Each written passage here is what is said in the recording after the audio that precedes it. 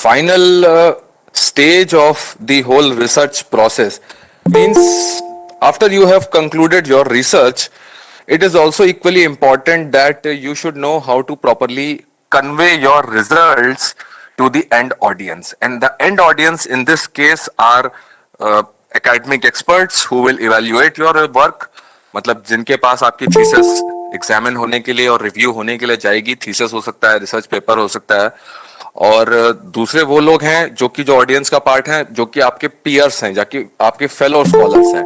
Fellow scholars mean जो आपके work को यूज करेंगे अपने वर्क, अपनी रिसर्च प्रॉब्लम को आगे बढ़ाने के लिए, या आपके वर्क को एज ए बेस यूज करेंगे अपनी प्रॉब्लम्स को सॉल्व करने के लिए, या आपके वर्क की जो लिमिटेशंस हैं या स्कोप फॉर फ्यूचर वर्क है उन पे आगे काम करेंगे. सो it becomes very very important, बहुत महत्वपूर्ण हो जाता है कि हम जो भी रिसर्च कर रहे हैं, एक तो वो रिसर्च पहले अच्छे से करी जाए, जो कि हम प्रीवियस सेशंस में रिसर्च मेथोडोलॉजी के इतने टॉपिक्स और इतने फंडामेंटल्स पे बात कर चुके हैं, तो वो चीज वहां पे टेकन केयर हो जाती है.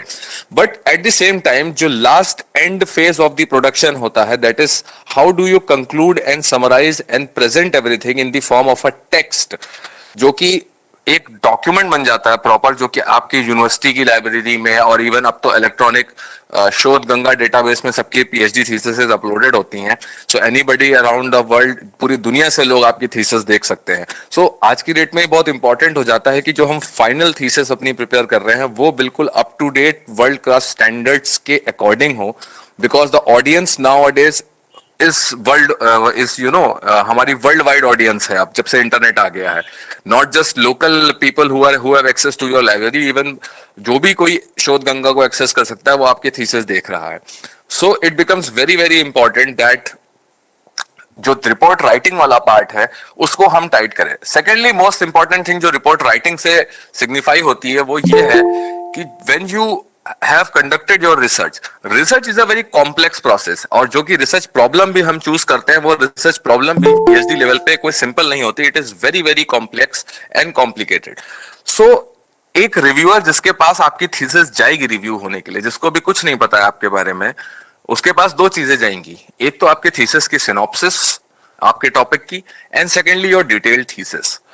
सो रिव्यूअर के पास 2 से 3 महीने का टाइम होता है नॉर्मली आपकी थीसिस को रिव्यू करने का, उसको फिर वो critic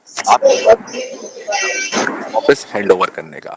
so it becomes very important कि हमने जो भी कॉम्प्लिकेटेड रिसर्च वर्क किया है उसको हम एक सिंप्लीफाइड एंड सिस्टमैटिक वे में प्रेजेंट करें, ताकि एक पर्सन जो कि अभी हमारे रिसर्च टॉपिक से बिल्कुल ही, जिसे बोलते हैं अवगत नहीं है, नहीं जानता है, वो भी उसको अंडरस्टैंड करके उसको उसका क्रिटिक कर सके. Not only understand but understand इस लेवल पे कर सके कि वो उसका क्रिटिक कर सके. क्रिटिक मींस उसके बारे में एक रिव्यू लिख सके, उसकी पॉजिटिव्स और नेगेटिव्स को गिना पाए. And this is what peer review is all about. Okay, so in this session we will look at some very basic pointers जो कि हमें मदद कर सकते हैं when we are preparing our research report, whether it's a PhD, क्योंकि हमारा main focus इसमें PhD course work है, तो the main output or the main research report that will be emerging out of this whole process is your PhD thesis or your PhD dissertation. And I can show you a glimpse of this is the, if you can see, if it's visible, this was my PhD dissertation. This is the front page of the dissertation or the cover page, और इसमें different sections हैं, topics जो कि हैं जिन पे हम बात करेंगे इस पूरे presentation में. So let us start with some very basic theoretical things with the help of this slide. I hope everybody the slide is visible to everybody. Yes, sir. Okay. So let's start with the first slide. So what is the research report what is this research report or report writing is all about, and what is this research report? So according to the Levin Center of Science and Technology, Levin Center is a repository of what you say theoretical and electronic library in Germany, and it's just like Shodh Ganga, we can say on a very basic level. It's just like Shodh Ganga we have here in India that houses all the electronic resources and theses. So Leben Center for Science and Technology, University Library does this for in Germany. So they define research reports are publications containing results, states or progress of research projects. They are not available through booksellers. They are created both by universities and non-university research facilities as well as companies.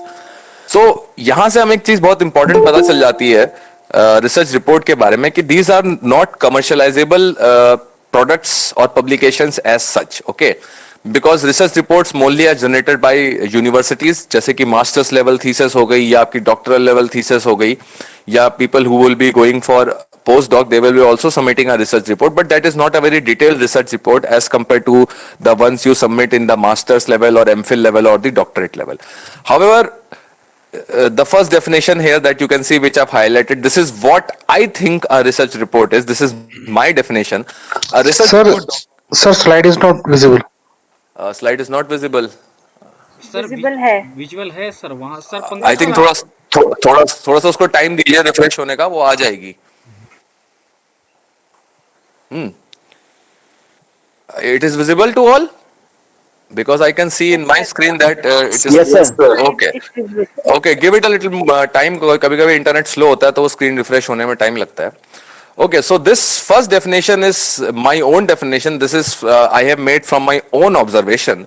A research report documents the research problem, the process of exploration of the problem, the research from such exploration, and any other supplementary information that may be needed. So that means here this definition is from my own experience, and my own experience states that कि जो हम इतने दिनों से इस lecture series में बात कर रहे हैं, we started from identification of the research problem, then उसके बाद आप लोगों ने lectures attend करे how to do literature review, what is literature review, then different types of research methodologies we explored through this lecture series, that is quantitative, qualitative, and this may be applicable to both people from science, engineering as well as from arts and humanities also. So first of all, research report क्या होती है? Research report का जो title होता है वो आपका topic होता है, टॉपिक ऑफ द रिसर्च होता है, and that is the research problem. So it is a report that documents the research problem. First of all आप अपनी प्रॉब्लम को डिफाइन करते हैं, देन क्या प्रोसेस लिया गया उस प्रॉब्लम को एक्सप्लोर करने के लिए. उस प्रॉब्लम को एक्सप्लोर करने के लिए we might take we have two steps. First of all, we do the detailed literature review. We understand what are the important terms, what are the important variables, where does the research gap lie, and secondly हम फिर methodology apply करते हैं. What type of methodology we will be using? Either we will be using a qualitative methodology or we will be using a quantitative methodology, and after that we apply that methodology and then explore the problem. We collect data either through experimentation or through survey or even through secondary data. Then we analyze the data. After data analysis, we get the results. We present the results in the form of tables, figures, and after that, we present the results and we discuss and conclude. And after that, we also provide supplementary information in the report also. For example, if you have conducted examples of supplementary information can be, for example, you have conducted a survey. So survey can only be conducted if you have a questionnaire. So a copy of the questionnaire should also be attached at the end of the report. That is supplementary information. So I'll show you my PhD dissertation, and I'll try to, discuss one by one the points or the main highlights that you should keep in mind. So after defining what a research report is, now let us come to a checklist that I have prepared from my very own experience. I have not copied this from any place. This is my own research experience from which I have distilled these points. Okay. So first of all, when you are preparing a research report, let us come to the production, cosmetic production part of it. मतलब cosmetic production का मतलब कि वो report दिखेगी कैसे, उसकी formatting कैसे होगी, पहले इस पे बात कर लेते हैं. Because जो उसका content है report का, वो तो हम already इतने sessions में discuss कर चुके हैं कि research problem कैसे identify होती है, उसके बाद methodology क्या adopt करनी होगी, कैसे analyze होगा, कैसे hypothesis बनेगा, फिर कैसे data analysis होगा, कैसे हम उसका result लिखेंगे, कैसे conclusion लिखेंगे, that we have already discussed. So today I'll talk about the last bit of production that is needed to make a thesis, that is the part which is related to how we organize our thoughts in the form of a document. Okay. So, first of all, the most important thing when you are done with your research work and now your supervisor or your advisor say to you or the research committee says to you, okay, now start making your thesis. So the first thing when you hear the words now start writing your thesis is refer to the style manual of your university and department and follow it strictly. Now what is a style manual? Style manual अगर आप अभी Google में search करेंगे तो you will see a lot of things particularly आपको दिखेगा APA style manual APA 13 edition style manual 11th edition style manual. Now what is a style manual? Style manual क्या बताता है हमें? देखिए जब भी आप कोई रिपोर्ट बनाएंगे, जैसे कि आप मेरी रिपोर्ट मेरी डॉक्टरल थीसिस का ये पेज देख सकते हैं. I think it is visible. I am sharing you the final production copy. So अब जैसे आप ये एक पेज देख रहे हैं, ठीक है, this is the abstract of my thesis and this is the title, this is my name and this is the abstract and this is the body of the what you से text. अब जिस तरीके से ये page format है, कितने margins इसमें right की तरफ छोड़े गए हैं, कौन सा फॉन्ट यूज किया गया है, कौन सा फॉन्ट का टाइप है, that is type face, font का साइज कितना है, बोल्ड कहां पे आपको रखना है, ये सारी चीजें जो होती हैं ये आपकी स्टाइल मैनुअल बताती है आपको. जैसे कि अगर मैं आपको एक चैप्टर दिखाता हूं, that will give you more clarity. For example this is the first chapter of my thesis. Okay, you can see here it is written chapter 1 introduction and then we have heading 1.1 introduction and then the matter starts. So ये जिस तरीके से formatted है कि ये chapter 1 और introduction, chapter का नंबर और चैप्टर का नाम सेंटर में है and then all the text starts and every new paragraph starts with a slight tab of 2 or 3 words. So who tells you who told me that I have to do or type my thesis like this?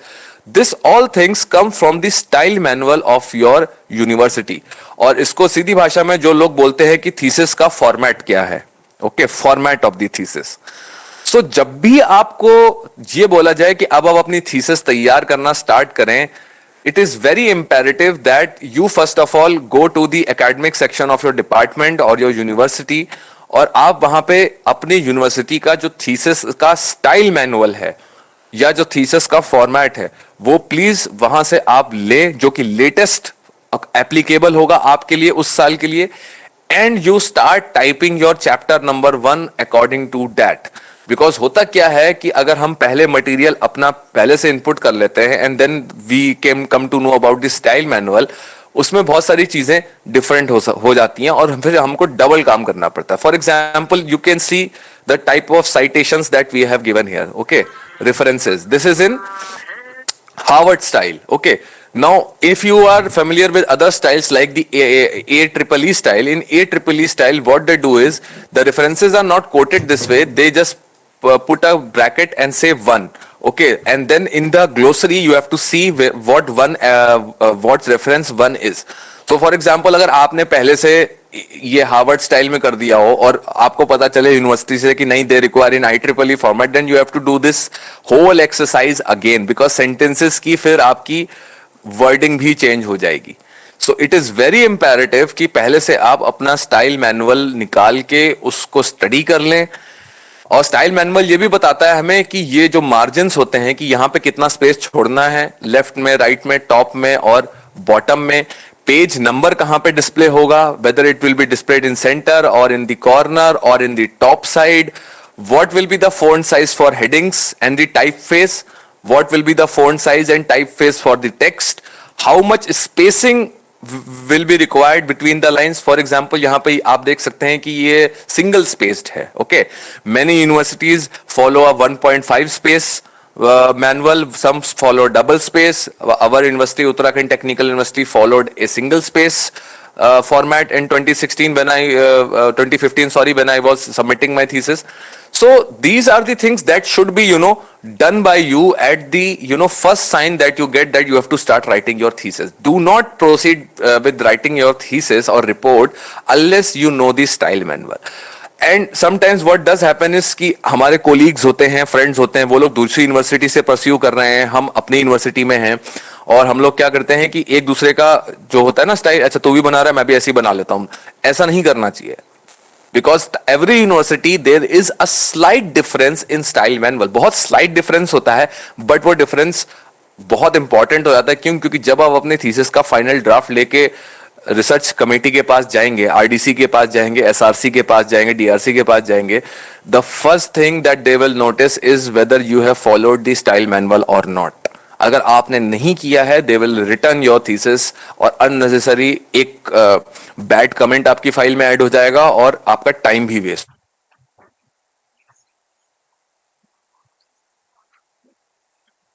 Secondly, जो last में and में references होते हैं, you can references होते हैं जो कि आपके थीसिस के एंड में आते हैं, the materials which you have used to support your claims, these are also in a very particular format. For example, these here are in Harvard style.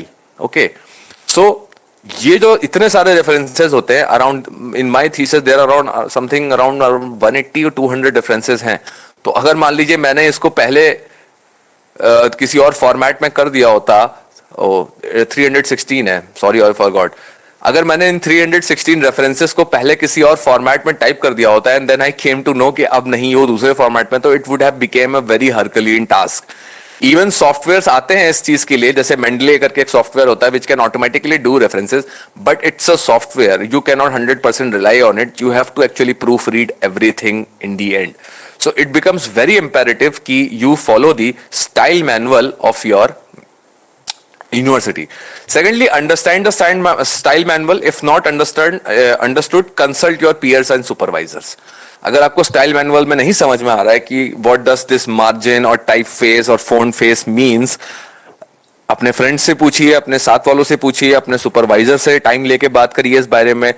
Google है आपके पास, आज की डेट में इंटरनेट है, you can Google everything. Understand कर लीजिए पहले उसकी एक एक इन्स एंड आउट स्टाइल मैनुअल की अपनी। ओके, एंड मोस्ट प्रोबेबली जो कि आपके सीनियर्स होते हैं यूनिवर्सिटी में, दे ऑलवेज जो कि सबमिशन के एकदम पास में होते हैं, उनके पास स्टाइल मैनुअल की कॉपी हमेशा होगी। तो बोरो दी कॉपी, उसकी फोटो कॉपी करवाइए, उसको चाहे इंटरनेट से डाउनलोड कर लीजिए आप अपनी यूनिवर्सिटी के साइट पे। एवरी यूनिवर्सिटी ने ये चीज, जहां भी पीएचडी प्रोग्राम चलता है, स्टाइल मैनुअल जो है वो आपको एग्जामिनेशन सेक्शन से या कंट्रोलर ऑफ एग्जामिनेशन जो होते हैं आपके, उनके पास हमेशा ये कॉपी अवेलेबल होती है इसकी।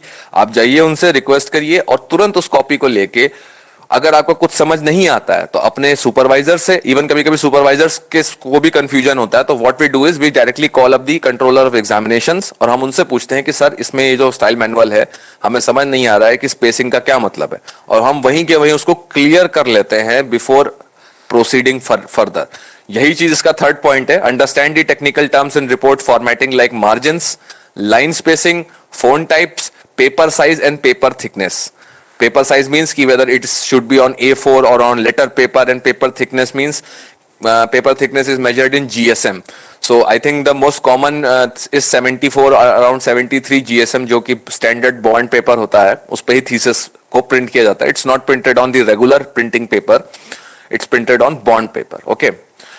Pay attention to the cosmetic aspects such as the cover page design, as these are standard for a university, so the cover page guidelines should be strictly followed. जैसा कि मैंने पहले ही कहा कि स्टाइल मैनुअल को स्ट्रिक्टली फॉलो करना है। अब जैसे ये आप देख रहे हैं कि ये थीसिस का कवर पेज है, okay, this is the cover page of the thesis. यहाँ पे इसका टाइटल लिखिए कैपिटल में है, उसके बाद ये एक क्या कहते हैं, जो thesis submitted in partial fulfilment of for the requirement of degree of doctor of philosophy, फिर देखिए अगेन इन ऑल कैपिटल है, बाई स्टूडेंट का नाम, candidate, me in this case, your enrolment number, okay, your enrolment number, then under the supervision of both of your supervisors, logo of the university, to which department it has been submitted, lastly the name of the university and the submission date when the thesis was finally put up for the examination committee. तो ये सब चीजें जो होती हैं, ये दिखने में हर थीसिस ऊपर से एक जैसी लगती है, but these are some very minute details जो कि यूनिवर्सिटी डिफर करती हैं। जैसे कि यहाँ पे पूरा टाइटल कैपिटल में है, डॉक्टर ऑफ फिलोसफी कैपिटल में है, ये चीज बोल्ड में है, एनरोलमेंट नंबर, नेम, ये इसका साइज थोड़ा छोटा है, देन इसका साइज अंडर सुपरविजन ऑफ ये साइज और छोटा है, then how these two names are indented, sometimes they put up this side by side, जैसे हमारे केस में side by side है, कभी कभी up and down होता है, then the logo of university, in that case earlier in our time it used to be a black and white logo, now it is a colored logo. Then you have to write the name of the department. Sometimes it comes here only, other times it is here, then the name of the university, finally the date at which the thesis was put up for review. So these types of things, ये जो first cover page होता है ये बहुत important हो जाता है, because the person, the controller of examination or the RDC, they first of all look at the thesis and they look at the cover page very, very carefully.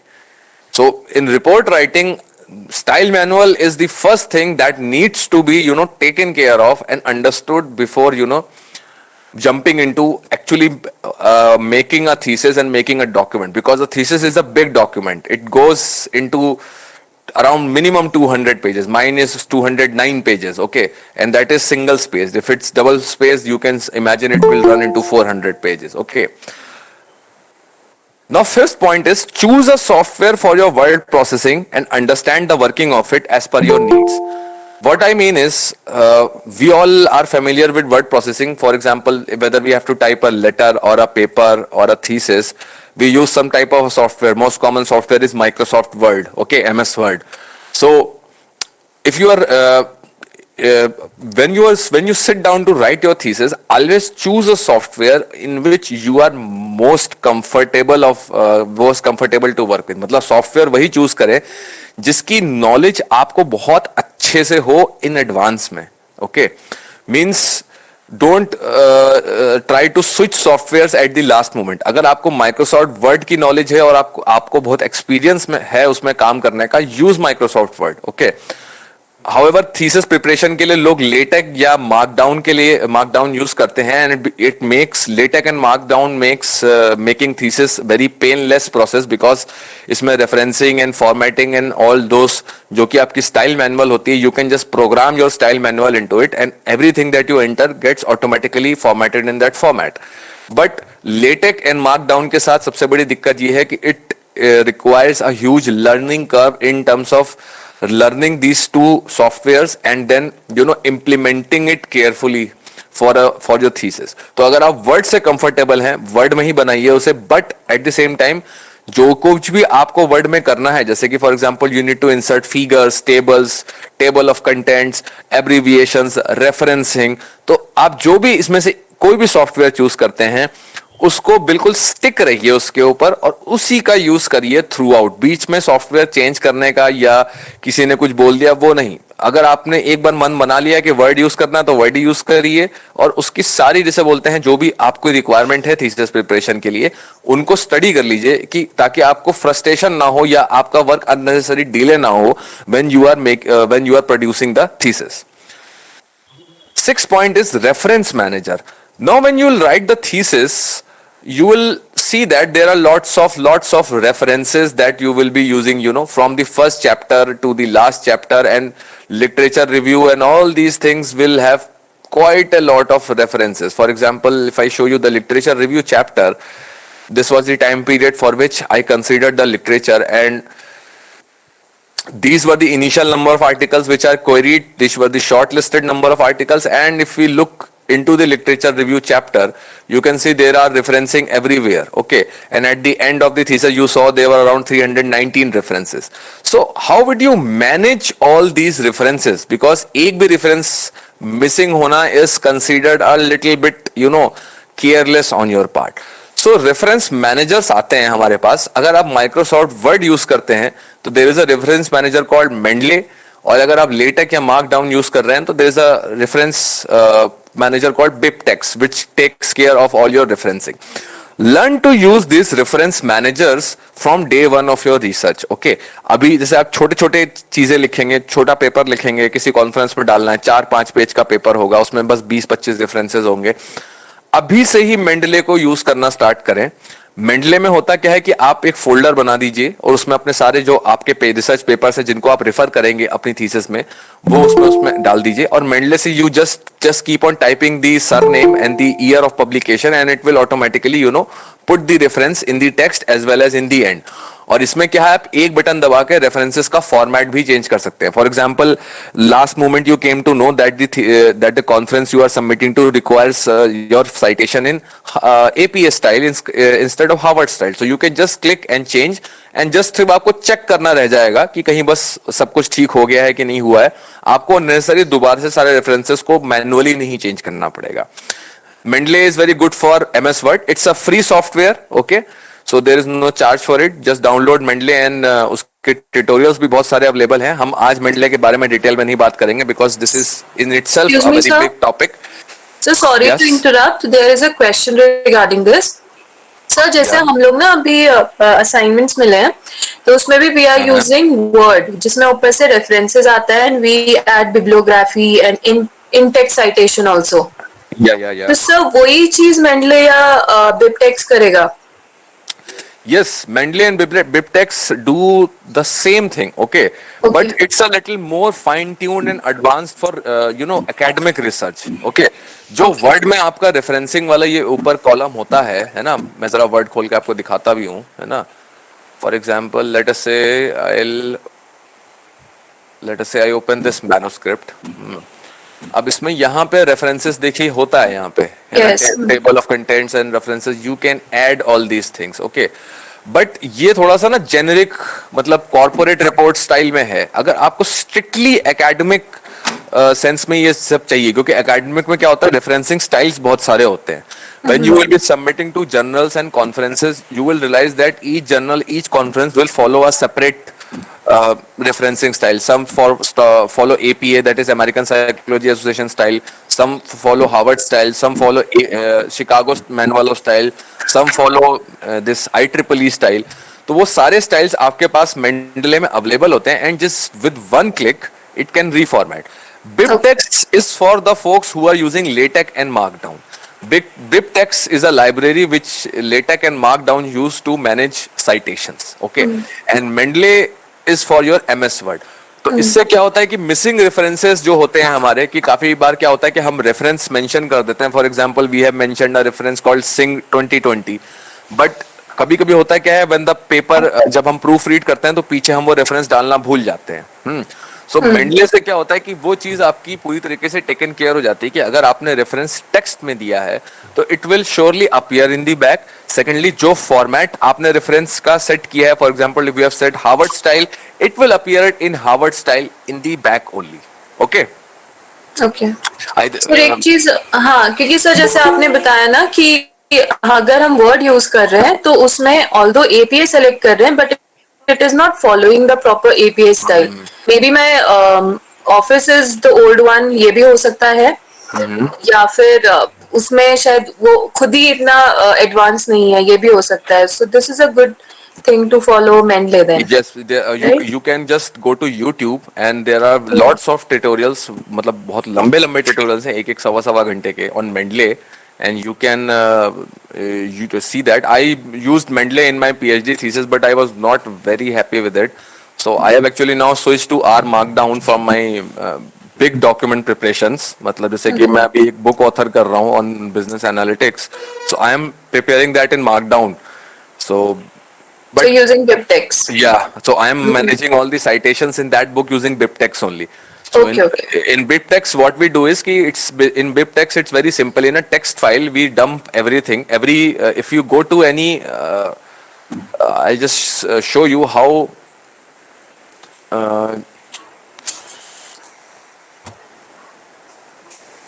For example, if you go to Google Scholar, okay, let us say you go to Google Scholar and you click on this paper. Okay, so this is. You get the paper, okay, and this is the citation.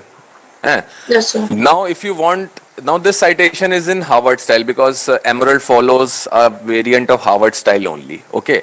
So what download as RIS. Now what this RIS is, if you download this file, you can import this into Mendeley or in BibTeX as a text, and उससे क्या होता है कि ये पूरा citation का जो information होता है वो इसमें coded होता है. तो what Mendeley does is कि वो जो भी आप स्टाइल सेलेक्ट करोगे उसके अकॉर्डिंग ये साइटेशन को वो फॉर्मेट कर देगा. Okay. So this is the main advantage of using these types of what you say reference managers. Okay. Secondly, when you are submitting your paper to a journal, okay, so when you are submitting a paper to a journal, you can, if when you go to the journal website, they will always have a page called guideline for authors. Okay. In that page also, they will always give you the referencing format and the BibTeX or the Mendeley template, so that you can import that and use that, so that all your citations get automatically formatted. For example, if here in manuscript requirements, you can see that they have given everything, and if we scroll down and comes to references, Harvard style they have mentioned. Okay, so that means if they are not providing any reference style, you can just select Harvard style in Mendeley, and all your references will be translated to Harvard style. Okay, so this is the most important thing with regards to formatting. Now the second last point is proofreading. Okay, when you have when you start preparing your manuscript, sometimes people do is ki they prepare the whole manuscript and then they try to proofread it. I approach it in a different way. I try to proofread my manuscript one chapter at a time, or even when I'm writing a paper, I try to proofread my manuscript one section at a time. Means I proofread the introduction section, then I'll proofread the literature review, methodology, analysis, and so on. So proofreading either you can do it manually or through a software. I would recommend that if you can afford and find a good proofreader who can do your proofreading manually, sit with them and get your manuscript proofreaded. There are very good software solutions also available, like Grammarly. Okay, but the thing with Grammarly and all this software solution is that at the end of the day, they are just artificial intelligence based computer programs. Okay, so the thing with this is that when you try to proofread your manuscript through a software, always read what the software recommends in terms of correction, because it's a software. Although it can understand what you are trying to say through natural language processing, but still at the end of the day, it's a computers. Computers are fast, but they are also incredibly stupidly fast also. Okay, मतलब वो stupid भी होते हैं, fast हैं but stupid होते हैं. तो वो context नहीं समझ पाते हैं कई बार, और उससे क्या होता है कि वो language कहीं की कहीं निकल सकती है. So if you are using softwares like Grammarly or Quillbot, जो भी वो corrections आपको suggest कर रहे हैं, प्लीज मेक श्योर कि वो जो मतलब है सेंटेंस का, जो आप कन्वे करना चाह रहे हैं, वो चेंज नहीं होना चाहिए. Okay, please be very very sure of these software, because क्या होता है कि मतलब मेरे पास जैसे जो मैं स्कॉलर से जिनको मैं हेल्प कर रहा होता हूँ, when I'm done with the whole concept and everything, I said okay, now manuscript is ready, now let's proofread it. और वो लोग क्या करते हैं, रात भर में उसको Grammarly से चला के मेरे को मेल से रात में ही भेज देंगे. The next morning when I start to read those manuscripts, उसमें कभी कभी बहुत ही कॉमिकल एरर्स हो जाती हैं लैंग्वेज में. क्यों? क्योंकि वो तो कंप्यूटर है, उसको कंटेक्स्ट नहीं पता है, वो उस तो राइट और रॉन्ग कुछ भी करके जो है आपका जो है वो, जैसे कोई प्रॉपर नाउन है, किसी का नाम है, बहुत टिपिकल नाम है जो कि हमारे कल्चर में ही चलता है या सब कल्चर में है, तो वो उसकी डायरेक्टरी में मुझे नहीं लगता होगा, तो वो क्या करता है, वो कुछ उसका कुछ का कुछ बना देता है. So that I have to mark and send them back to them. तो अननेसेसरी क्या होता है कि एक दिन ऐड हो गया प्रोडक्शन प्रोसेस में. ठीक है ना. तो the most important thing is कि मैनुअली प्रूफ रीड करिए. अगर मैनुअली प्रूफ रीड नहीं करवा सकते हैं या the cost is too high, get it done through a software, but software में उसको रीवेरीफाई जरूर करिए. And last but the most important point is plagiarism detection software and उसका जो एक्सेप्टेबल लेवल है. Nowadays plagiarism is a big issue, और वो big issue इसलिए है क्योंकि क्या होता है कि plagiarism in its pure sense means कि आप किसी का कॉन्सेप्ट चुरा के उसको अपने नाम से पब्लिश कर रहे हो, that is plagiarism. But how we approach plagiarism currently is by comparing this similarity in language from one source to the other. That is to say, we don't want people to paraphrase everything. Even if आप किसी का reference भी दे रहे हैं, है ना, Nowadays, now the practice is कि अगर आप किसी का रेफरेंस भी दे रहे हैं तो आप उसकी लैंग्वेज को पर से मत कॉपी करिए. Okay, if you have to actually give paraphrase करना भी है अगर आप किसी को, तो उसे हम डबल कोटेशन मार्क्स में करते हैं फिर. Okay, for example, if you want to put a definition given by somebody, for example, आपको अगर marketing segmentation की definition ही डालनी है और that too आपको फिलिप कॉटलर की बुक से ही डालनी है, तो you just put that in double quotation mark and then get the reference Kotler 2020. Secondly, plagiarism detection software आपकी यूनिवर्सिटी में अवेलेबल होगा और आपकी मोस्टली ये लाइब्रेरी में होता है, डिपार्टमेंटल लाइब्रेरी में इसको चेक किया जाता है, जो आपकी थीसिस होती है या पेपर्स होते हैं। अपने सीनियर से जो कि इसको यूज कर रहे हैं सॉफ्टवेयर को, उसके बारे में जानने की कोशिश करिए कि क्या चीजें ऐसी हैं जिससे करने से प्लेगरिज्म आपका बढ़ता है और क्या चीजें ऐसी हैं जिनसे आपका प्लेगरिज्म कम आता है। क्योंकि कई बार क्या होता है कि नो डाउट आपका वर्क ओरिजिनल है, आपने ओरिजिनल वर्क किया है, आपकी प्रॉब्लम भी ओरिजिनल है, आपका कंसेप्ट भी ओरिजिनल है, but still it's again a software, it's a computer. Computers are fast but very stupid. So वो क्या करेगा, अगर उसको मतलब कुछ आपका लैंग्वेज में जैसे छोटे मोटे सेंटेंसेस हैं, ये हैं, इधर उधर से वो कनेक्शन कर करके 200-300 पेजेस की रिपोर्ट में वो परसेंटेज बहुत तेजी से पाइल अप हो जाएगा। एंड इवन इफ आपका वर्क ओरिजिनल है, वो दिखा सकता है इनिशियली आपको कि 20% 30% सिमिलैरिटी आ रही है। तो उस समय घबराइएगा मत, ठीक है। आपका वर्क ओरिजिनल है, आपको डरने की कोई जरूरत नहीं है, ठीक है। अब आप उसमें क्या होता है कि इसमें जो कभी कुछ छोटे मोटे क्वर्क्स होते हैं कि लैंग्वेज को किस तरीके से आप चेंज करें, तो वो क्या होता है विद एक्सपीरियंस ही आता है और वो केस बाय केस बेसिस पे ही करना पड़ता है। इवन मैं भी मेरे दिमाग में कुछ चल रहा होता है, मैं उसे टाइप करता हूं और उसके बाद जब मैं पेपर सबमिट करने के समय सिमिलैरिटी देखता हूं, वो 10% चाहिए होती है, वो कभी 11 हो रहा होता है, कभी 12 हो रहा होता है, बट वो उसे करना 10 के अंडर ही होता है, तो फिर हम उसे चेंज करते हैं। फॉर एग्जाम्पल, जितने टेक्निकल सेक्शंस होते हैं पेपर में, जैसे डेटा एनालिसिस हो गया, वहां आप अपने मन से लैंग्वेज नहीं बना सकते, क्योंकि जैसे अनोवा है, आप अनोवा का रिजल्ट रिपोर्ट करोगे तो आप उसमें ही लिखोगे ना, difference between the groups and difference within the group, sum of square residuals. इसके अलावा तो आप कुछ नहीं लिख सकते ना, सम ऑफ स्क्वायर रेजिडुअल्स को हम कुछ और नाम तो नहीं दे सकते ना। तो in that case what we do is कि हम उसको या तो काट देते हैं, हम कहते हैं कि the results of ANOVA are summarised in table 1, table में उसे डाल देते हैं, या कुछ इस तरीके से करते हैं। तो it's a inconvenience and it's sometimes counterproductive, but it is what it is। तो हमें उसी में थोड़ा अपना जो है करना पड़ता है। बट प्लेगरिज्म डिटेक्शन, ये मतलब ये भी मैं कहूंगा कि बिबटेक्स की तरह और मेंडले की तरह इसका भी डे 1 से यूज करना शुरू करें। इवन जो छोटे छोटे असाइनमेंट्स भी आपको मिलते हैं करने के लिए कोर्स वर्क में, उनको भी बोले अपने टीचर से कि हमें इसको प्लेगरिज्म सॉफ्टवेयर के थ्रू दौड़ा के इसको देखिए और हमें बताइए कि कैसे प्लेगरिज्म आता है और कैसे उसको डिटेक्ट करके रिड्यूस करने का तरीका। Start learning from day 1। और सेकेंड मोस्ट इंपॉर्टेंट थिंग जो कि प्लेगरिज्म डिटेक्शन से आपको हमेशा बचाती है कि कट कॉपी पेस्ट मत करिए। अगर आपको कोई कंसेप्ट लेना है, उसको पढ़ो अपनी भाषा में, आप उसको अंडरस्टैंड करिए, हिंदी में, इंग्लिश में, और फिर देन जो आपकी लैंग्वेज है, आपका राइटिंग स्टाइल है, उसमें उसे लिखिए। क्योंकि क्या होता है, जितना हम अपने राइटिंग स्टाइल में लिखते हैं उतना प्लेगरिज्म आपका कम होता जाता है।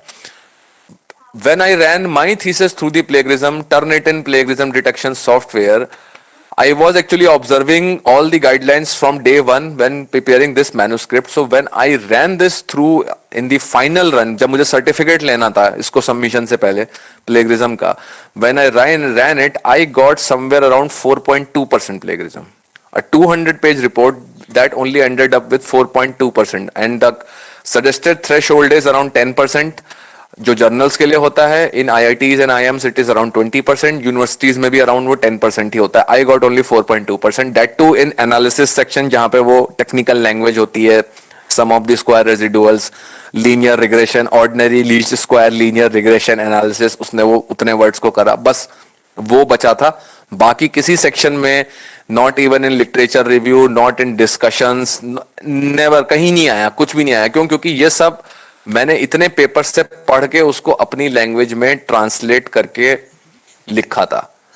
सो योर जिसे बोलते हैं लेक्सिकॉन, की आपका लिखने का तरीका जो है वो आप डेवलप करिए। कहीं और से कट कॉपी पेस्ट करेंगे तो दिक्कत ये होगी, जब फाइनल प्लेगरिज्म रिपोर्ट की बात आएगी, you will run into trouble. Okay, now this was about things that you should be taking care of when you are starting the production of your thesis. Now let us come to the some components जो कि commonly follow होते हैं thesis preparation में. Now these components are not hard and fast. ये जो parts हैं ये आपके style manual पे depend करते हैं.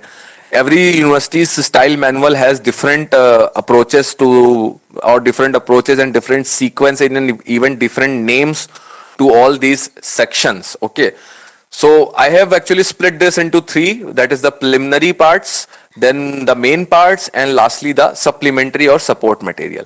तो preliminary parts क्या होते हैं? That cover page and the title page. Cover page क्या होता है? जो कि आपके थीसिस के बाइंडिंग के ऊपर होता है, जो कि मोस्ट प्रॉब्ली इन यूनिवर्सिटीज इधर द कवर पेजेस और binding is green and on green you have silver और व्हाट यू से golden colour printing, somewhere it is red, somewhere it is blue.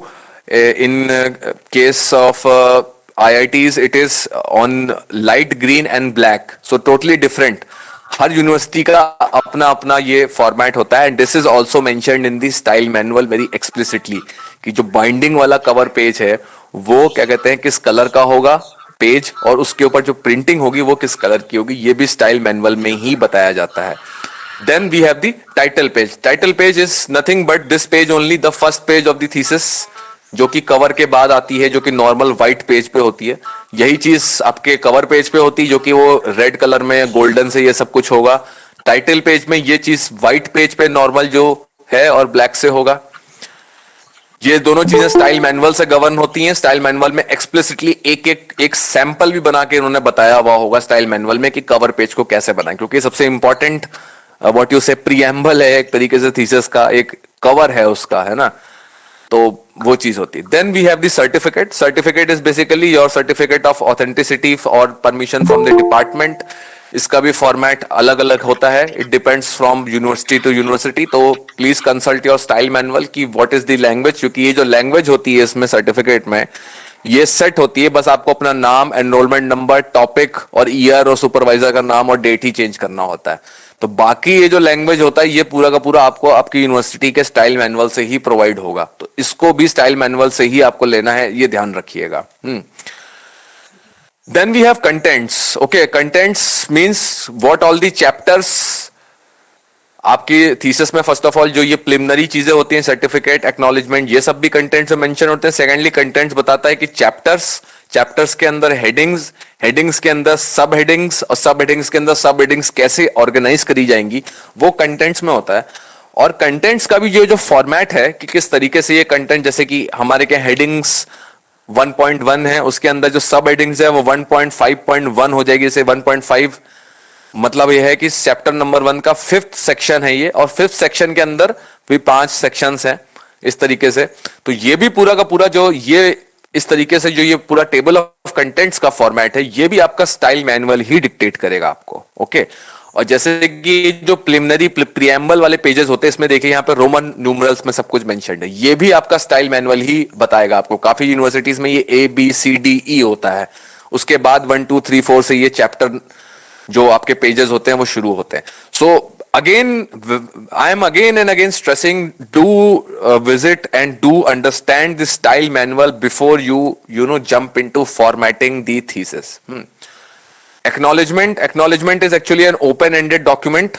इसमें बस थोड़ा सा यही ध्यान रखना पड़ता है कि आप उन सब लोगों को एक्नॉलेज कर दें जिन्होंने आपकी थीसिस में कंट्रीब्यूशन प्ले किया है. ओके, क्योंकि क्या होता है कि बहुत लोगों से हमें बात करनी पड़ती है, मतलब इसमें कॉर्पोरेट के भी लोग होते हैं. अगर आप किसी से बात करिए, आपने जो आपके फेलो एकेडमिशियंस होते हैं, आपके फैमिली मेंबर्स हो सकते हैं, आपकी रिसर्च कमेटी के लोग होते हैं, इवन इन अदर डिपार्टमेंट्स अगर आपको किसी से काम पड़ा है तो आपको उन प्रोफेसर्स को, उनके स्टूडेंट्स को अगर आपने उनसे हेल्प ली, you have to acknowledge everybody. So this is open ended informal kind of a document.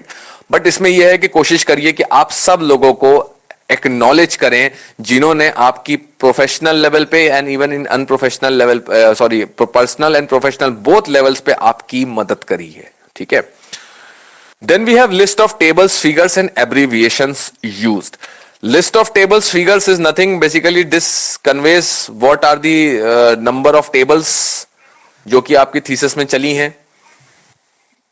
Sometimes it is put in the preamble before the contents. In our case, in Uttarakhand Technical University, at that time we have the tables and list of tables and list of figures at the after the contents. Basically इसमें कुछ नहीं होता है. जो जितनी भी tables आपकी thesis में बनी है, right from chapter number 1 to chapter number last concluding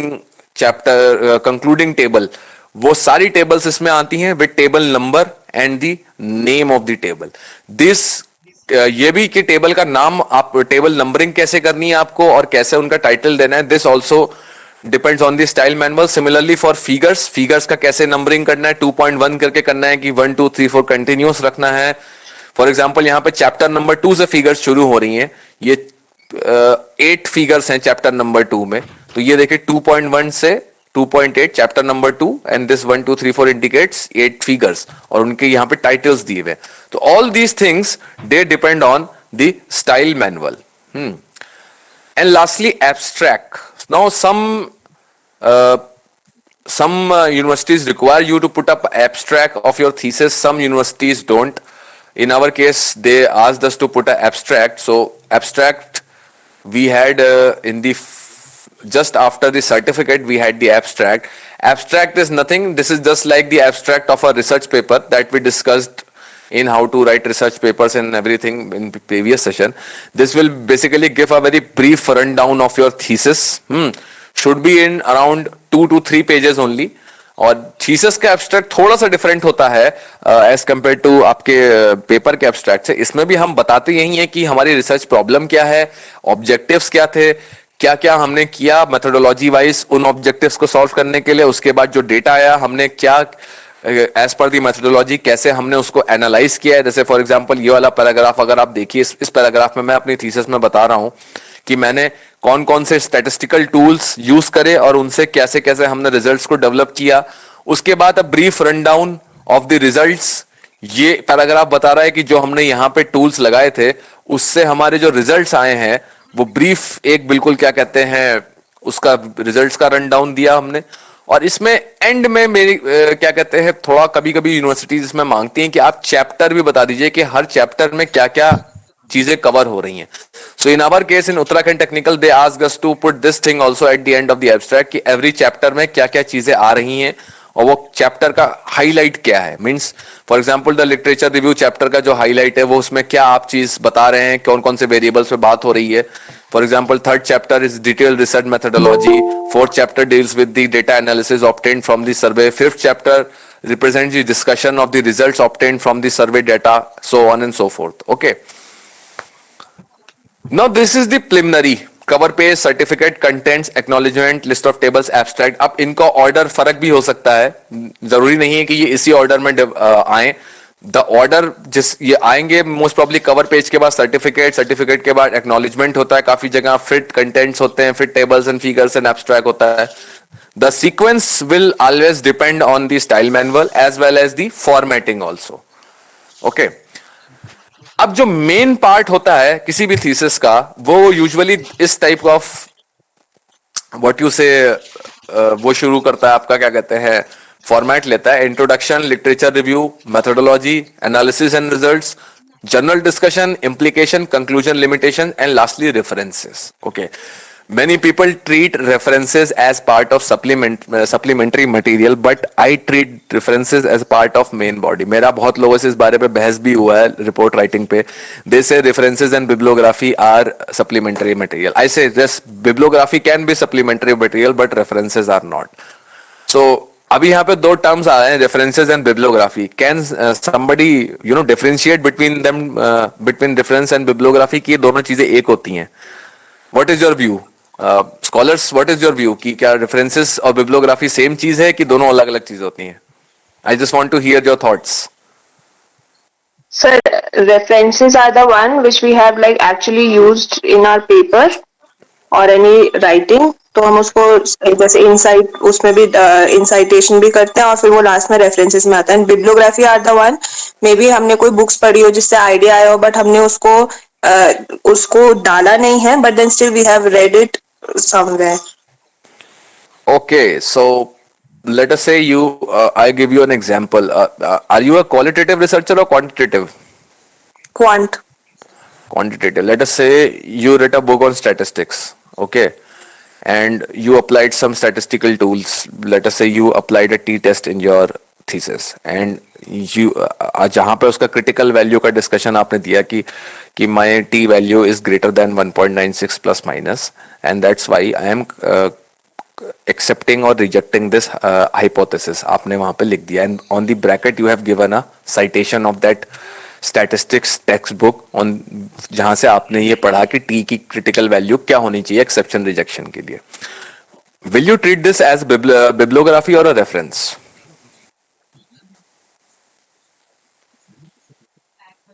अगर आप स्टैटिस्टिक्स में क्रिटिकल वैल्यूज साइट कर रहे हैं, will you treat that as bibliography और रेफरेंस? सर जो रेफरेंसेस में है that can be repeated in bibliography I guess. देखिए, बिब्लियोग्राफी और रेफरेंस में जो मतलब बहुत इंपॉर्टेंट पॉइंट है,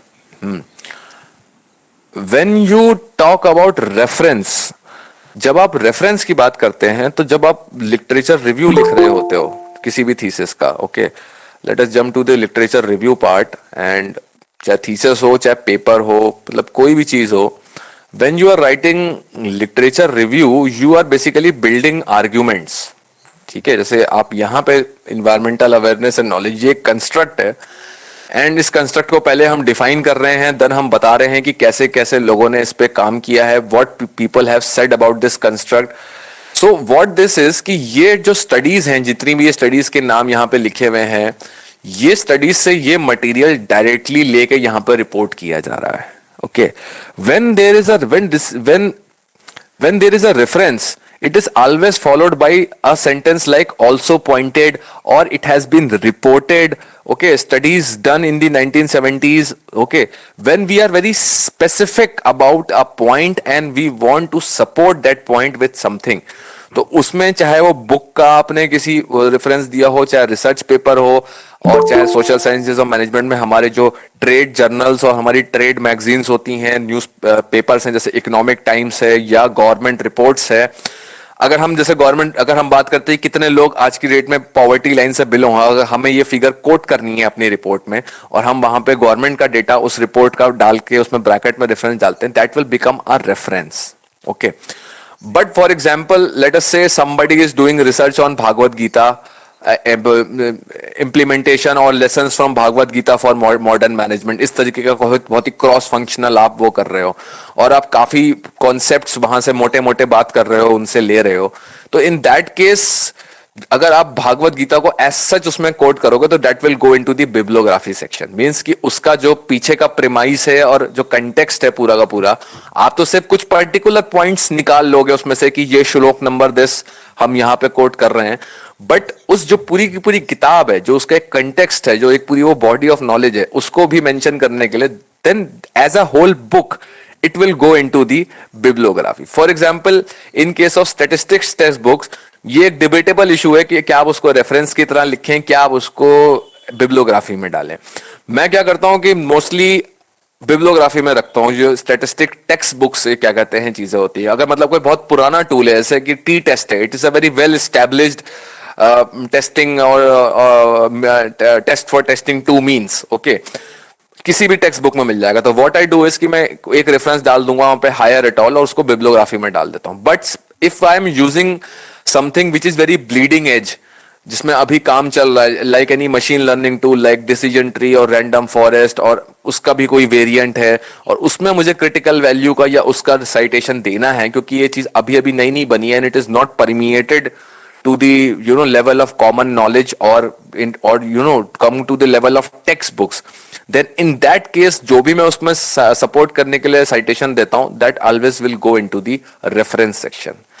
जो बिब्लियोग्राफी में चीजें होती हैं वो बहुत ही ब्रॉड और जेनेरिक होती हैं, ठीक है, जिनके लिए सिर्फ आपको एक पॉइंटर देना जरूरी होता है. जैसे for example critical values of T and Z and F, काफी लोग मतलब उसके लिए कोई साइटेशन आप क्या करोगे, उसके लिए you can just mention the book and put that in bibliography, you can see the tables. So this is the main difference between citation and bibliography. Citation is always for one particular point, और वो concept के development में और उसकी जो जिसे बोलते हैं रिसर्च गैप है और उसके जो डिफिनेशन में उसमें इंपॉर्टेंट होता है.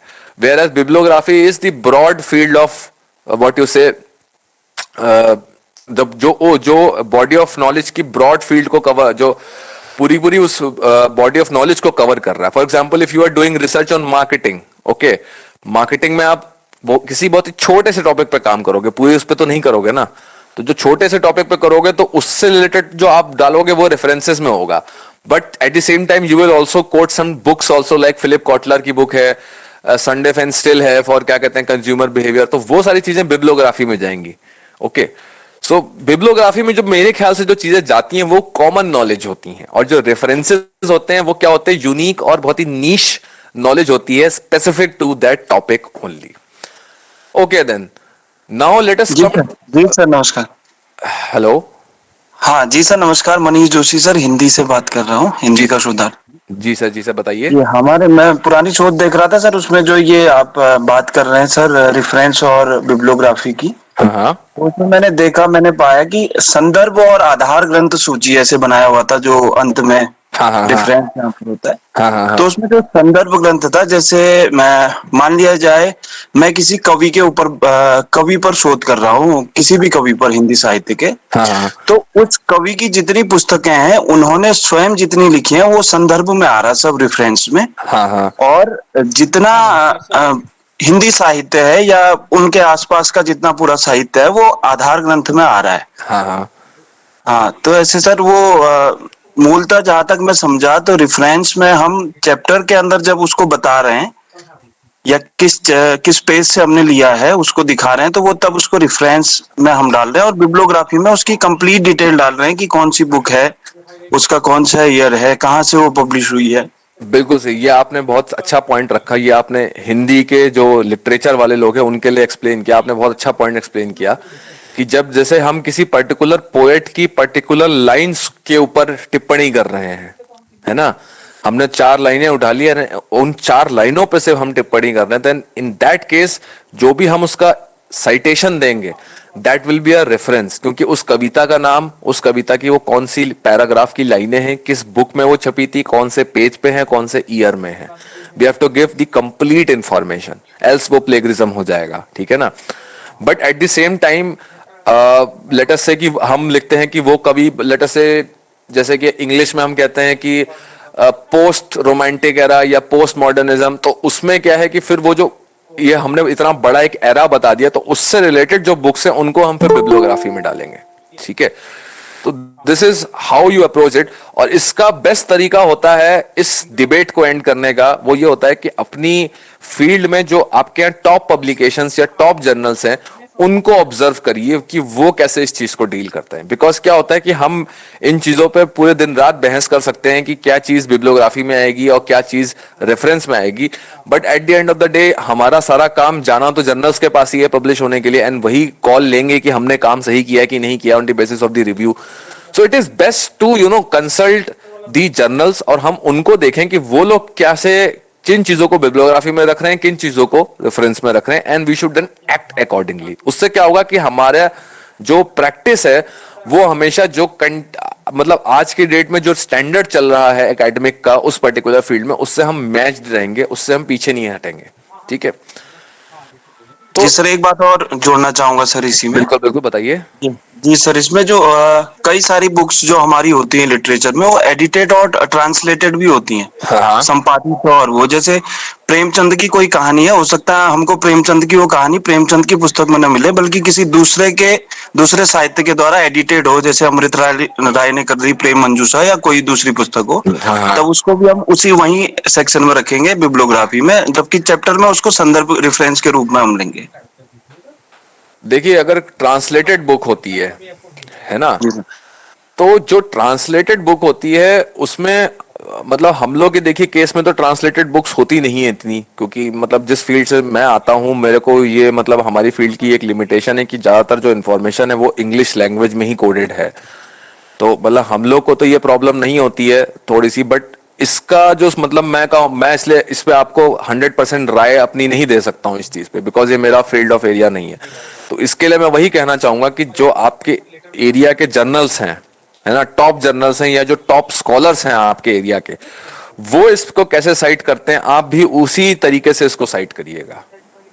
ओके, थोड़ी सी मेरी यहाँ पे लिमिटेशन है बिकॉज हमारी जो जितना भी मैनेजमेंट फील्ड से हूँ, तो हमारा ज्यादातर जो लिटरेचर है वो इंग्लिश में ही है, तो हमें ये प्रॉब्लम नहीं पड़ती है ट्रांसलेशन की, बिकॉज मोस्ट ऑफ दी जो पाथ ब्रेकर्स हैं हमारी फील्ड में जिन्होंने लिटरेचर डेवलप करना शुरू किया since the early 20th century. They are mostly from Western European countries और अमेरिका और नॉर्थ अमेरिका, तो वो मोस्टली इंग्लिश में होता है. तो हम लोग को ये चीज कभी मतलब ये पॉइंट कभी हम लोग के कम अक्रॉस हुआ नहीं है इन रिसर्च मेथोडोलॉजी की, कैसे ट्रांसलेटेड वर्क्स को कैसे साइट करें.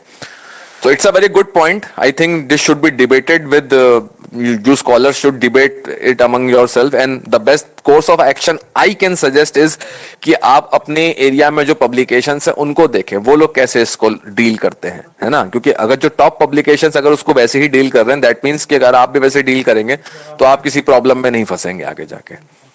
आई hope I have addressed this point. जी सर जी. So main components: introduction, literature review, research methodology, analysis, journal discussion, implications, conclusion, and references. So I think everybody must be familiar with all these sections. एक research paper में भी यही sections होते हैं और एक research report में भी यही sections होते हैं.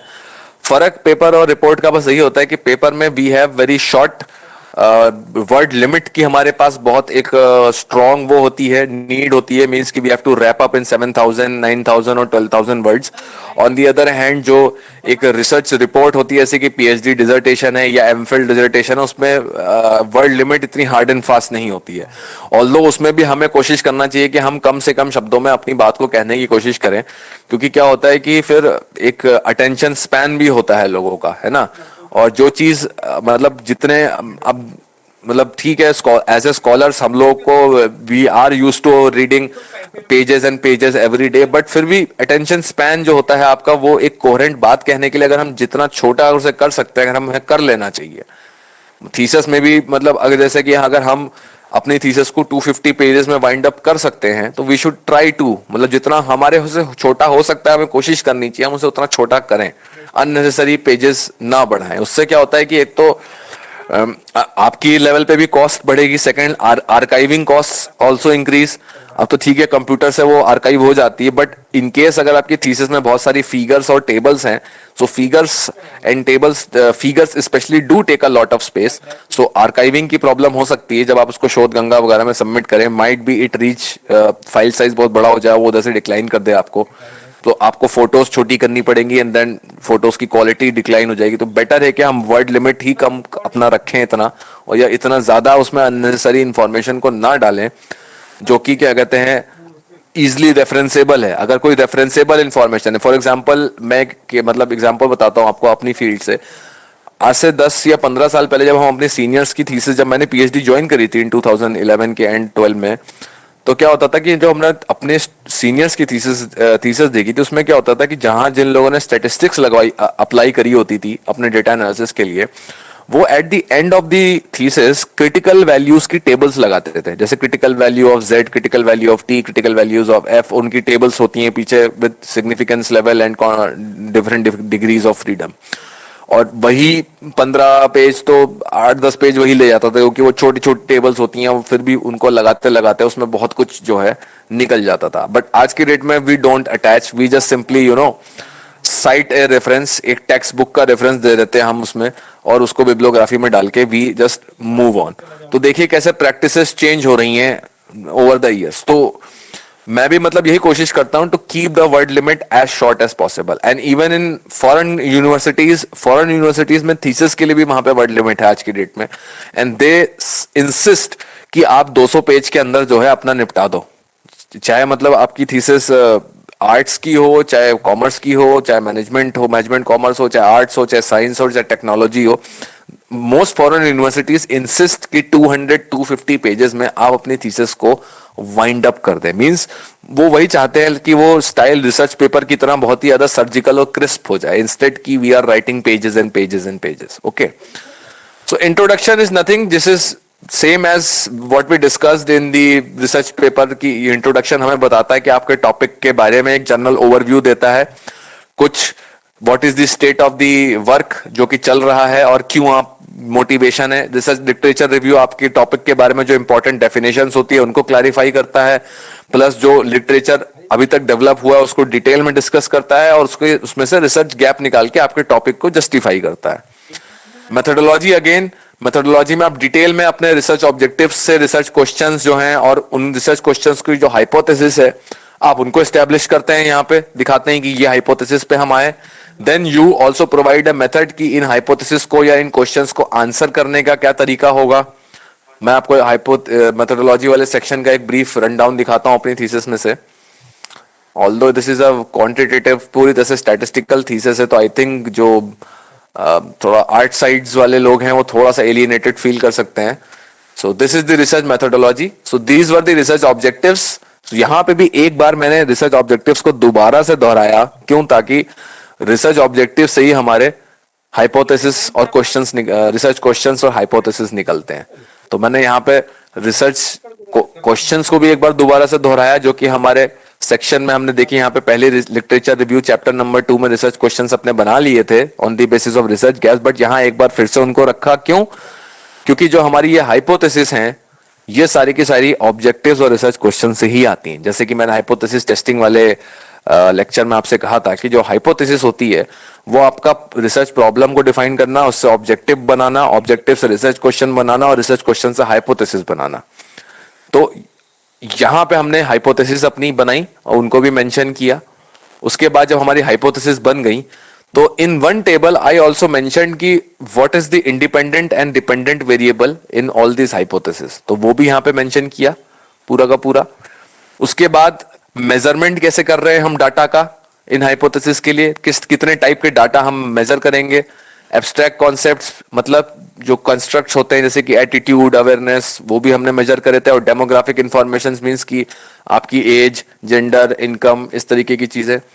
सेकेंडली फिर हमने ये भी बताया कि इन डेटा की कोडिंग कैसे होगी।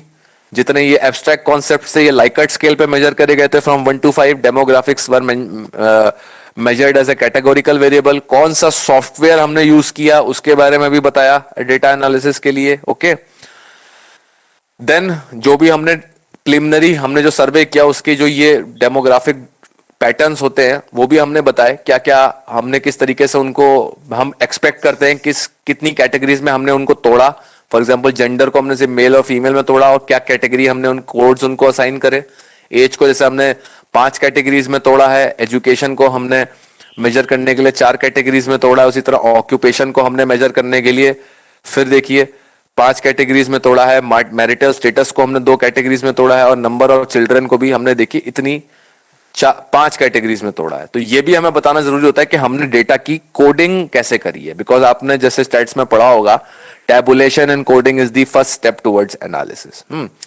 फिर हमने बताया डेवलपमेंट ऑफ सर्वे इंस्ट्रूमेंट्स। अब चूंकि ये सर्वे बेस्ड रिसर्च थी तो क्वेश्चनर बनेगा, तो क्वेश्चनर बनने का जो प्रोसेस होता है पूरा का पूरा वो भी हमने इसमें बताया कि पहले हमने क्वेश्चनर डिजाइन किया, उसकी पायलट सर्वे किया अपने लोकल एरिया में 30 लोगों पे, उसमें जो चेंजेस हुए थे वो फिर करे। फिर हमने ये भी बताया कि जो क्वेश्चनर इसमें जो आइटम्स हैं, क्वेश्चंस हैं, अब सारे क्वेश्चंस तो आप बना नहीं सकते और इतने अच्छे से बना भी नहीं सकते हैं हम लोग, क्योंकि आपको कहीं ना कहीं से आपको पिक करने पड़ते हैं क्वेश्चंस डिफरेंट कंस्ट्रक्ट्स के लिए। तो उनका भी हमने रेफरेंस दिया है कि ये जो 4-6 क्वेश्चंस थे इनको हमने अपनी स्टडी के लिए अडेप्ट किया है फ्रॉम प्रीवियस वर्क ऑफ, इनका रेफरेंस दिया जैन एंड कौर, इनका पेपर था। इसी तरह बाकी के भी हमने देखे सारे रेफरेंसेस दिए हैं। तो ये मेथोडोलॉजी वाला सेक्शन होता है, ये देखिए ये कंस्ट्रक्ट है, ये इसका सोर्स था और ये आइटम्स जो है हमने मॉडिफाई करे, जो फिर वो पूरा का पूरा देखिए, ये पूरा का पूरा जो होता है ये इसको हमें मेंशन करना पड़ता है अपने मेथोडोलॉजी वाले चैप्टर में। ओके, डेटा कलेक्शन प्रोसीजर, सर्वे हुआ कैसे, सैंपलिंग, सैंपल साइज कैसे डिटरमाइन किया गया, टारगेट पॉपुलेशन क्या थी, सैंपल साइज का देखिए यहाँ पे कैलकुलेशन दिया हुआ है कि 95% कॉन्फिडेंस और 5% सिग्निफिकेंस के लिए सैंपल साइज हमने कैसे पायलट स्टडी करके थोड़ा सा उसका अंदाजा लगाया। तो पूरी चीजें जो है ये सब हमको जो है सैंपलिंग प्लान, उसके बाद फिर ये देखिए ये सैंपलिंग प्लान है, ये हमने 10 सिटीज उत्तराखंड में सर्वे के लिए चूज करी थी, उनके लिए मिनिमम कोटा भी हमने देख लिया था हमें कितना चाहिए होगा अपना सैंपल साइज अचीव करने के लिए। उसी तरह से उत्तर प्रदेश में भी हमने 10 सिटीज ली, उनका भी हमने कोटा बना दिया था और देख लिया एंड में हमें कितना जरूरत पड़ेगा। Then I also included a flow chart. I think with थोड़ा सा ये इशू हो रहा है इसको डिस्प्ले करने में, because I made this on a Windows computer and I'm using Mac now. So वो थोड़ा यहाँ पे डिस्प्ले होने में दिक्कत हो रही है, but you can see step 1, step 2. I also made a flow chart of the what you say methodological flow chart of the methodology that I have adopted. That first of all I'll use factor analysis to validate my questionnaire.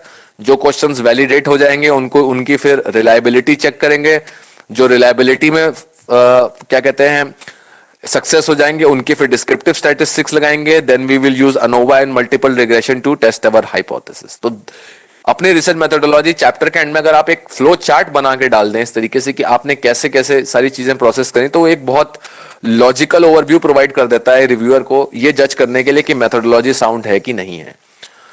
So now coming back to the main body, data analysis and results. इस section में आपको सिर्फ अपनी data analysis दिखानी है जिसमें tables ही tables होंगी। So now this is the data analysis section, you can C on the screen of my thesis. इसमें देखिए सबसे पहले हमने डेमोग्राफिक्स बताई कि जिन लोगों ने हमारे सर्वे में पार्टिसिपेट किया था उनकी कैरेक्टरिस्टिक्स क्या है, जैसे जेंडर, एज, एजुकेशन। इससे थोड़ा सा ये भी पता चल जाता है कि कहीं सैंपल बायस तो नहीं हो रहा है किसी एक तरफ। अगर हो रहा है तो उसमें कोई डरने की बात नहीं है, आप उसको बस लिमिटेशन में मेंशन कर दीजिए कि जैसे हमारा कि अगर आपके में मेल्स ज्यादा हैं, जैसे यहाँ पे मेल्स और फीमेल्स का रेशियो लगभग बराबर ही था, तो यहाँ पे हमें डरने की जरूरत नहीं थी। हाँ, एजुकेशन में यहाँ पे थोड़ा सा क्या कहते हैं एक तरफ ज्यादा हम जा रहे थे कि ग्रेजुएट लोग और पोस्ट ग्रेजुएट थोड़े से ज्यादा थे एज कम्पेयर टू जो ओल्डर लोग थे। एज में भी यही था, एज ग्रुप जो ये वाला एज ग्रुप था यहाँ पे लोग थोड़े ज्यादा कंसंट्रेट हो रहे थे, तो ये चीज हमने लिमिटेशन में मेंशन करी थी। बट ये चीज लिमिटेशन में मेंशन करने के लिए आपको उसे एक जगह डॉक्यूमेंट भी करना पड़ेगा। तो demographic profile for quantitative researchers और सर्वे बेस्ड रिसर्चर्स के लिए हम बहुत जरूरी होता है कि यहाँ पे हम करें। सेकेंडली, फिर अगर आप टेबुलर डेटा को थ्रू ग्राफ्स के दिखा सकते हैं तो वो भी एक बहुत अच्छी चीज है, उसको जरूर ग्राफ्स के थ्रू भी दिखाइए। जैसे यहाँ पे हमने सारे डेमोग्राफिक वेरिएबल्स को ग्राफ्स के थ्रू दिखाया। उसके बाद जो फिर ये फैक्टर एनालिसिस के रिजल्ट्स थे, जो कि हमने फैक्टर एनालिसिस करनी पड़ती है फॉर एब्स्ट्रैक्ट कॉन्सेप्ट जिनको लाइकर्ट स्केल पे मेजर किया जाता है, उनकी वैलिडिटी चेक करने के लिए we have to do factor analysis, we have to generate factor loadings and we have to generate Cronbach alpha. So ये एक अलग चीज है, ये एक अलग part of topic for another day है फैक्टर एनालिसिस। एंड उसके बाद जब सारे फैक्टर्स वैलिडेट हो गए then we started with hypothesis testing. उसका भी मैंने देखिए बता दिया कि रिग्रेशन एनालिसिस से कैसे हाइपोथेसिस टेस्टिंग होती है, कैसे हम कंपेयर करते हैं and how do we arrive at a decisions with respect to regression analysis. क्योंकि ये थीसिस था तो मैंने इसमें बताया, ये चीज डलवाया। अगर पेपर होता तो मैं नहीं करता, मैं सीधे क्रिटिकल वैल्यूज ये वाला टेबल बना के क्रिटिकल वैल्यूज लिख के I would have call it a day. जैसे अब ये लास्ट में मल्टीपल रिग्रेशन जो एनालिसिस रन की थी, बस ये टेबल बना के मैं जो है इसको खत्म कर देता पेपर में। और क्योंकि ये थीसिस थी और थोड़ा सा इंसिस्ट किया था वहां पे रिसर्च कमेटी ने कि नहीं आप अपने एक फ्लो चार्ट बना के भी डालें कि एग्जामिनर को पता होना चाहिए कि आपने जो स्टैटिस्टिकल प्रोसीजर अप्लाई किया आपको उसकी पूरी नॉलेज है कि नहीं है, या मतलब कोई नॉलेज अगर आपकी शॉर्ट है। खैर वो तो आप कभी परफेक्ट नॉलेज नहीं ला सकते स्टैटिस्टिक्स की, statistics is both an art and science, जितना आप पढ़ते हैं उतना पता चलता है।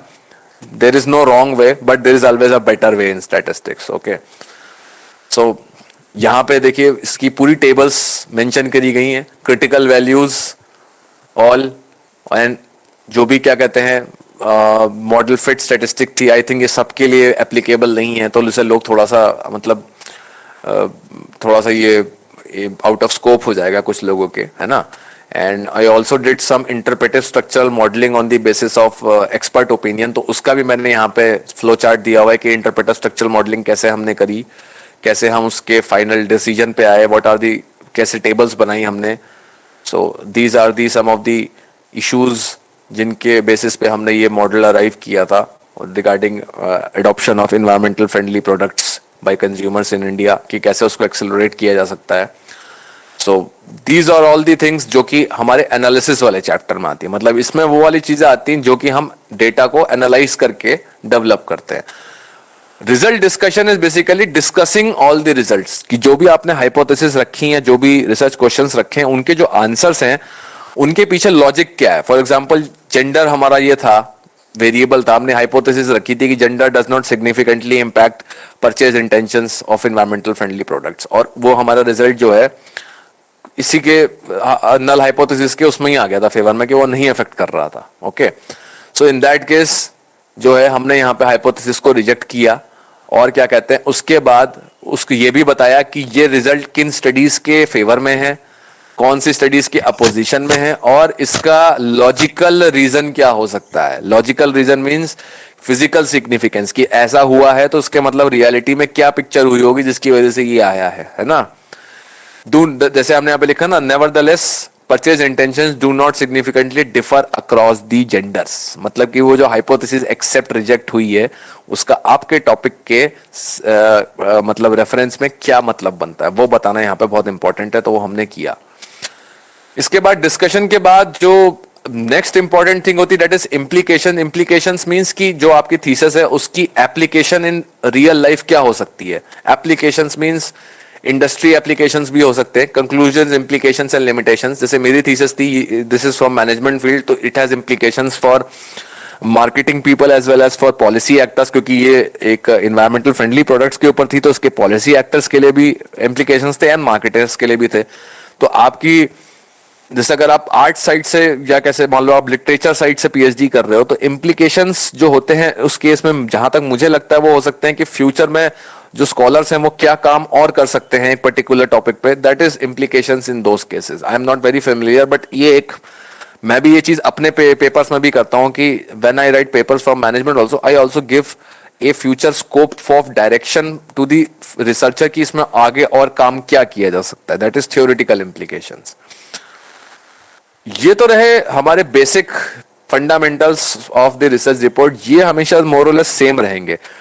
बट जो ये सप्लीमेंट्री मटेरियल होता है ये बहुत ही इंपॉर्टेंट हो जाता है और ये कभी कभी मिसिंग होता है थीसिस में। एंड और इसके अलावा मतलब काफी और ज्यादा अजीब अजीब चीजें से वो क्रिटिकल वैल्यू टेबल्स आज के डेट में डालने की जरूरत नहीं है। You can access all those thing on your mobile also, critical values जो होती हैं, सो उन सब की डालने की जरूरत नहीं है। बट जो इंपॉर्टेंट चीजें इसमें हैं जो डालनी चाहिए वो ये है कि अगर आपने कोई सर्वे बेस्ड रिसर्च करी है always add the questionnaire. For example मैं आपको दिखाता हूं, जैसे ये थीसिस में आफ्टर रेफरेंसेस जो सप्लीमेंट्री मटेरियल है main survey questionnaire, this was the survey questionnaire that I used. Okay, ये सर्वे क्वेश्चनएयर की एज सच जो हमने बंटवाए थे क्वेश्चनएयर उसी की एक कॉपी एज सच यहाँ पे हमने अपनी थीसिस में भी अटैच कर दी थी, वही सेम क्वेश्चनएयर जो कि बांटे गए थे लोगों को। ओके, उससे ये भी पता चलता है कि भाई आपने जो क्वेश्चनएयर बनाया था उसकी मतलब रीडेबिलिटी वगैरह उस पर भी फीडबैक मिलता है आपको एक्सपर्ट से, तो बहुत अच्छा होता है। उसके बाद हमने आईएसएम स्टडी करी थी एक्सपर्ट पैनल के थ्रू, उसको अपेंडिक्स अलग अपेंडिक्स में अटैच किया, उसका भी क्वेश्चनएयर हमने यहाँ पे अटैच करा हुआ है। दो टाइप के हमने इसमें इनसे रेटिंग्स मांगी थी, एक तो क्या कहते हैं रेलिवेंसी मांगी थी और उसके बाद इनकी पेयर वाइज रेटिंग मांगी थी एक्सपर्ट से, वो भी हमने इसमें अटैच करी हुई है। 2 बार कराया गया था सर्वे, एक बार बैरियर्स के लिए एक बार रिन्यूएबल्स की, तो दोनों सर्वे अटैच करे हमने इसमें। और लास्ट में कुछ यूनिवर्सिटीज कहती हैं कि आप लिस्ट ऑफ पब्लिकेशन जो कि आपकी इस थीसिस से निकले वो आप मेंशन कर दीजिए, और list of publications and conferences वो हमने मेंशन कर दी थी अपनी। तो ये सब चीजें जो होती हैं ये काफी इंपॉर्टेंट हो जाती हैं। सेकेंडली, अगर आप कंप्यूटर साइंस, इंजीनियरिंग या स्टैटिस्टिक्स, या जैसे मेरी फील्ड में स्टैटिस्टिक्स काफी यूज होता है, तो इसमें कंप्यूटर स्क्रिप्ट्स या कोड्स की जरूरत पड़ती है कभी कभी कुछ नीश कामों को करने के लिए।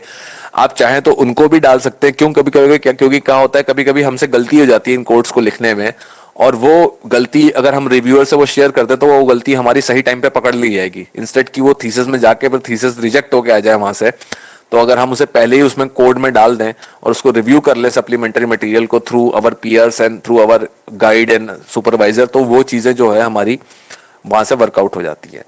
Additional output tables and figures, भाई जैसे हम लोग स्टैटिस्टिकल सॉफ्टवेयर यूज करते हैं, तो जैसे मैंने आपको बताया कि यहाँ थीसिस में तो हमने बहुत सारी ये टेबल्स बनाई थी, है ना, बट रिसर्च पेपर्स में हम क्या करते हैं, कभी कभी जगह नहीं होती है, वहां वर्ड लिमिट बहुत ज्यादा हार्ड एंड फास्ट होती है, तो इंस्टेड कि हम ये सारी टेबल्स दिखाएं, हम सिर्फ फाइनल अपना ये फिगर जो होता है, मॉडल होता है, वो दिखा देते हैं उसमें कि हम ये फाइनल मॉडल पे आ गए।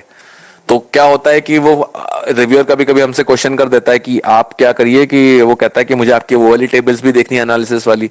तो in that case what we do is to be on the safe side, हम क्या करते हैं, इनको सप्लीमेंट्री टेबल्स एंड फिगर्स में डाल देते हैं कि जिनको देखना है, और वहां पे ब्रैकेट में लिख देते हैं कि सी अपेंडिक्स 1 और अपेंडिक्स 2। ये एक बहुत अच्छा मतलब वो हो जाता है। और कभी कभी मतलब कुछ टेबल्स ऐसी होती हैं जो जैसे अनोवा टेबल्स होती हैं, उसमें मल्टीपल कंपैरिजंस वाली टेबल्स होती हैं, उनको भी आप चाहें तो एडिशनल आउटपुट में डाल दीजिए। उससे क्या होता है, एडिशनल जो टेबल्स नेसेसरी नहीं है उनको मेन टेक्स्ट में ना रख के एडिशनल टेबल्स में डालने से फायदा एक ये हो जाता है कि मेन टेक्स्ट का जो फ्लो होता है वो नहीं खराब होता है। अगर किसी को वो एडिशनल टेबल चाहिए वो अपेंडिक्स में देख लेगा, बट फ्लो मेंटेन रहता है, वो फ्लो डिस्टर्ब नहीं होता है, वो फॉर्मेटिंग अच्छी रहती है, तो रिव्यूअर भी थोड़ा, रिव्यूअर की आंखों पे भी वो इजी रहता है, वो फिर कमेंट्स फिर इजीली देता है। मतलब रिव्यूअर एक्चुअली एक थोड़ा वैसा काम है, वो क्रिटिक कर रहा है आपको, तो आपको कोशिश करनी चाहिए कि आप उसको कम से कम इरिटेट करें।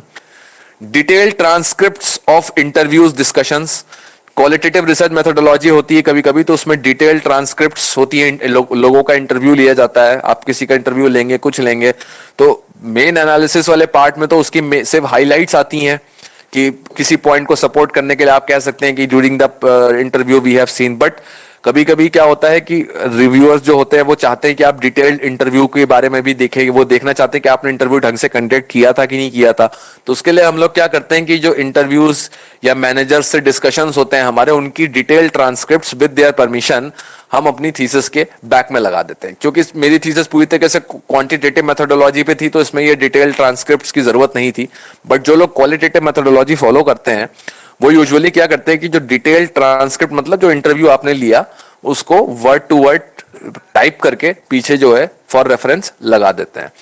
Any other material that can be attached at appendix such as tables of critical values, ये चीज मैंने यहाँ पे डाल दी है। ऑल्दो कुछ जो थोड़े पुराने ओल्ड स्कूल ख्यालात के लोग हैं वो अभी भी इंसिस्ट करते हैं कि हम ये डालें, बट मैं इंसिस्ट करता हूं कि ये चीज नहीं डालनी चाहिए, because these things can be easily looked up online. Okay, so this was a little bit of rundown for you about writing a research report, and I tried to share some of the my practical insights or the best practices that I have been currently in force in premier institutions. So I hope you all have found this session useful, and if you have any questions, please start raising your questions and I will be answering them. Any questions?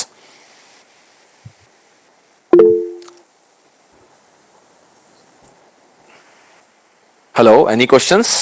हाँ नमस्कार sir. Yes. Sir सबसे जो ये जो research report है और जो common report है, सामान्य रिपोर्ट और रिसर्च रिपोर्ट में सबसे बड़ा अंतर क्या रहेगा सर? देखिए, जो सामान्य रिपोर्ट होती है वो जो आपकी सेशन के बीच में जाएगी, ठीक है। जब आप रिसर्च कर रहे हो अभी, तो जो आपकी कॉमन रिपोर्ट होगी वो जो आपकी प्रोग्रेस रिपोर्ट होती है ना, कि अभी तक वर्क कितना प्रोग्रेस हो गया है, वो होती है। और उसमें सारी चीजें जो इतने हमने टॉपिक्स पे बात करी वो सारी चीजें नहीं उसमें इंक्लूडेड होंगी। उसमें कुछ बहुत ही बेसिक चीजें, जैसे कि बस आप स्टाइल मैनुअल आपने फॉलो किया हो, उसका कवर पेज वगैरह, और ये सब चीजें होती हैं। जो आपकी डिटेल्ड रिसर्च रिपोर्ट होती है उसमें ये सारी चीजें जो कि रेफरेंसिंग है, प्लेगरिज्म है, ये सब चीजें वहां पे फिर रोल इंपॉर्टेंट प्ले करना शुरू कर देती हैं। और ये सब पॉइंट्स छोटे छोटे हैं जो कि एक कॉमन रिपोर्ट और एक रिसर्च रिपोर्ट में होते हैं, बट वही चीजें जो रिसर्च रिपोर्ट राइटिंग को एक बहुत ज्यादा डिफिकल्ट टास्क बना देते हैं।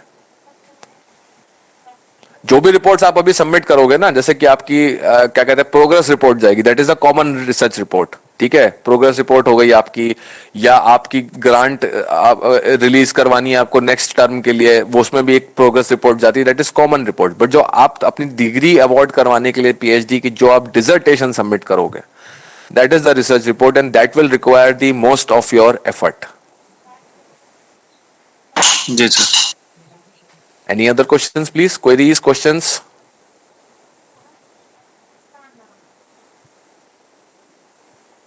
Any other queries and questions? Good evening sir. Yeah, good evening. My sir Ashok Kumar sir from Champawat. Sir जैसे जो प्लेजरिज्म है सर, उसमें जैसे जो केस जो बिलो 10% वाली जो बात थी सर, हाँ। इसमें से एक सेंटेंस कल और आया था सर कि जो ओवर साइटेशन शब्द क्या है सर, कि ओवर साइटेशन भी प्लेजरिज्म के अंदर आता है, तो हम सर कितना साइटेशन कर सकते हैं? नहीं, ओवर साइटेशन प्लेगरिज्म के अंदर नहीं आता। Over citation is itself a problem, but it